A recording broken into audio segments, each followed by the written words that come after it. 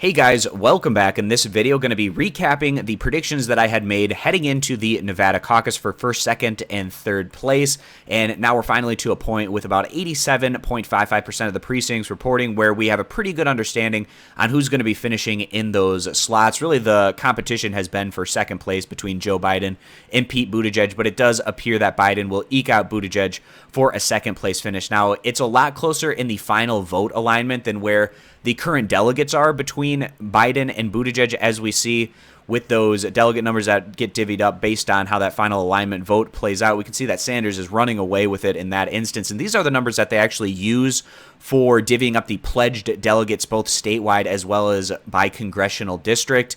And Sanders, he's going to be getting the lion's share of those pledged delegates. But since we don't have the full results yet, we don't know exactly how many pledged delegates are going to be going to each candidate. As soon as we get those numbers, I'm going to be making another video updating you guys with that pledged delegate tracker. Hopefully we have that information by tomorrow, and I hope to see you back here for that video as well. But to go through, and again, these are the final alignment numbers. These are what I've been using for the caucuses in terms of how accurate my predictions end up being. So what I was having the most difficulty with the predictions heading into the Nevada caucus was who was going to finish second and third, because there was pros and cons to the five candidates behind Bernie. You could really make an argument for any of them possibly finishing in that range. I was least confident in Amy Klobuchar and Tom Steyer in finishing in the top three, and they ended up finishing in fifth and sixth place respectively, so that came out right. Really, the area that I went wrong with was putting Warren in second and Joe Biden in fourth, just behind Pete Buttigieg.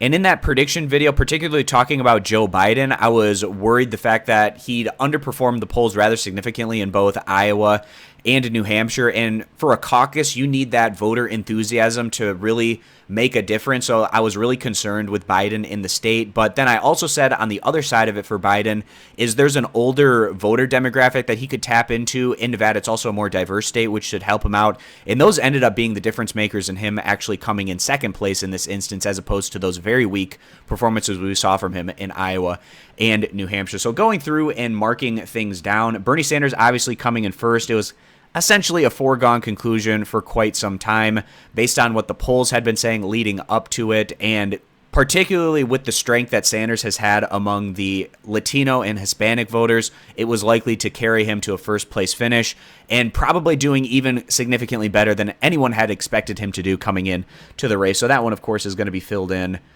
that green correct color. Where I went wrong was with Elizabeth Warren. Now, since so much of the early vote took place before the strong debate performance that she had, it was too little too late for Warren. Perhaps if 100% of the voting would have been taking place on Saturday, as opposed to those 4 days that people had to early vote before the Nevada debate, that might have been able to play a difference for Warren, but nonetheless, this is the rules that were in place beforehand, and she wasn't able to capitalize on that scenario. So she ends up finishing in fourth place.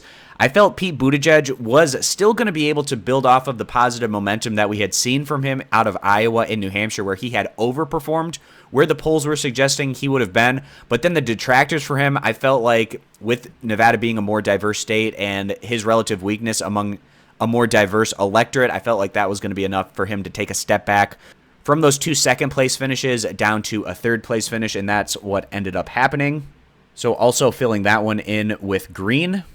Now, the reason that I had the least amount of confidence in Klobuchar and even Tom Steyer, with Steyer actually performing pretty well in a number of the polls that we had leading up to the Nevada caucus, starting with Steyer, I just didn't feel like his voters were going to feel like he had a legitimate shot at going on and winning this nomination, so that would likely hinder his possible support. And then on top of that, when a lot of your support is reliant on TV ad buys, I'm not sure that necessarily translates all that well to people coming out and voting for you on election day.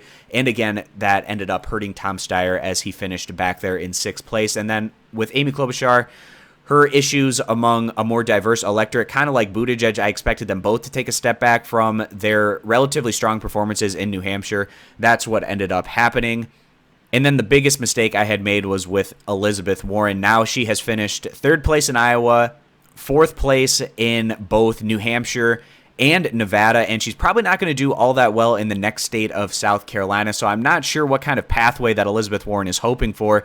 It seems like there's no plausible scenario going forward where she would go on and win even a plurality of the pledged delegates by the time we reach the convention. So I feel like a lot of these candidates that are not having much in the way of a legitimate case to be made that they can go on and win the most delegates are just hoping that they can get to a contested convention and hopefully subvert the will of the voters in that instance and be nominated in a contested convention scenario. I'm not necessarily sure that's something to really build a strong campaign on, but I think that's what a number of them might be hoping for at this point. Individuals like an Amy Klobuchar and an Elizabeth Warren, and to some extent, even a Pete Buttigieg and Joe Biden, who had a little bit better of a finish there in Nevada than those other options.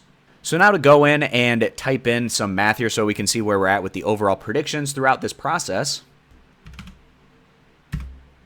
And that's the second race in a row where I was able to get 2 out of the 3 correct for a 55.56% total correct at this point in time. Hopefully, out of the first 4 early caucus and primary states, maybe I can get at least one of them where I get 3 for 3. I'm hoping that's South Carolina. There's going to likely be a very competitive battle there at the top between Joe Biden and Bernie Sanders. Probably at this point in time, I'm leaning towards it being Biden, followed by Sanders, and then possibly a Tom Steyer in third place. Hopefully we get a little bit more in the way of polling coming out over the coming days to see how this race might shape up. And then also, of course, we have another debate that we're heading into, which could potentially shift things around heading into South Carolina. Going to be fascinating to see how that dynamic plays out. And we're now to a point where I feel like if Bernie actually goes on and upsets Joe Biden in South Carolina, the primary, for all intents and purposes, might be over. Bernie's frontrunner status might be too much to overcome at that point. However, if it is Joe Biden that is able to win South Carolina, even if it isn't by as much as he would hope for, I think that possibly changes the narrative to some extent going into Super Tuesday, and the contest wouldn't be completely over at that point. Bernie would still be the frontrunner, but it would actually show that another candidate could win a statewide election. And then all of the post-South Carolina primary positivity that could go along with potentially boosting Joe Biden's chances up a bit, which could feasibly change the results on the all-important Super Tuesday, where we have 16 contests. And that's going to be where a lot could essentially be decided for Bernie Sanders if he has this runaway momentum, or if things are getting a little bit more competitive at that point after a Biden possible win in South Carolina. Then we could still get a competitive race going through the rest of the month of March, but we'll have to see how all of that plays out. I appreciate you guys stopping by for this recap video.